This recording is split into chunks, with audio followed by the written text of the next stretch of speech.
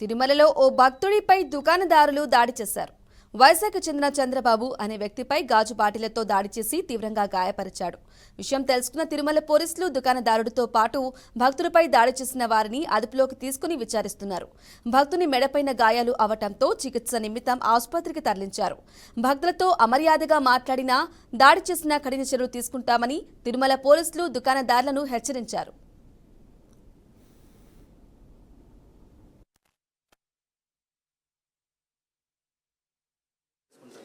చిన్నపిల్లడు వచ్చి గొడవ జరుగుతుంటే వెళ్ళారు. ఆ లోపల అతని షాప్ అతని దగ్గర బాటలు ఉంది. బాటలు అనేది ఆ అబ్బాయి వాళ్ళ ఫాదర్ హ్యాండిక్యాప్ ఇంజూర్ అయింది. ఆయన పట్టుకొని ఇలా లాగుతాను. ఎందుకు గొడవ చేసుకుంటానో నేను బాటలు పట్టుకోను.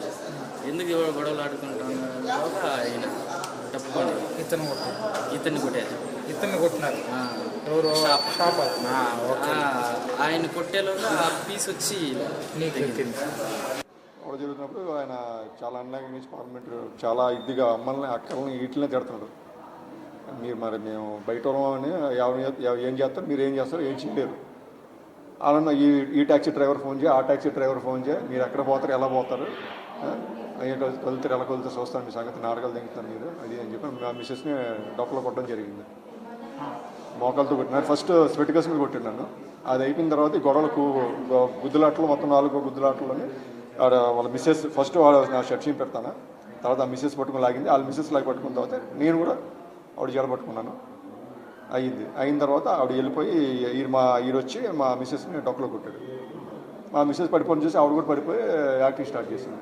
దాని తర్వాత 2 సార్లు కొట్టడానికి ట్రై చేస్తే కానిస్టేబుల్ ఉన్న డ్యూటీ ఉన్న వాళ్ళు ఆపారు. 3వ సారి ఒక ఆయన కానిస్టేబుల్ మన సెక్యూరిటీ ఆయన ఉన్నాయని కూడా ఆపకుండా 3వ సారి నా మీద అటాక్ చేయడం జరిగింది. ఇలాంటి విషయాల్లో తిరుమల భక్తులపై కానీ ఈ షాప్ యజమానులు కానీ ఇతర ఎవరైనా సరే భక్తులపై అమర్యాదగా ప్రవర్తించిన ఇలాంటి ఇలాంటి సంఘటనలు జరిగినా ప్రస్తుత ప్రభుత్వము దీనిపై చాలా చాలా కఠిన చర్యలు తీసుకోమని మాకు సూచనలు ఉన్నాయి. కాబట్టి అతనిపై పాత నేర చరిత్ర గురించి కూడా వెరిఫై చేసి అతనిపై కఠిన చర్యలు తీసుకొని అవసరమైతే అతని షాపుకి లైసెన్స్ క్యాన్సిలేషన్ కూడా టీడీ అథారిటీస్కి రికమెండ్ చేయడం జరుగుతుంది. ఇక్కడ డ్యూటీలో ట్రాఫిక్ క్లియర్ చేసుకుంటారు.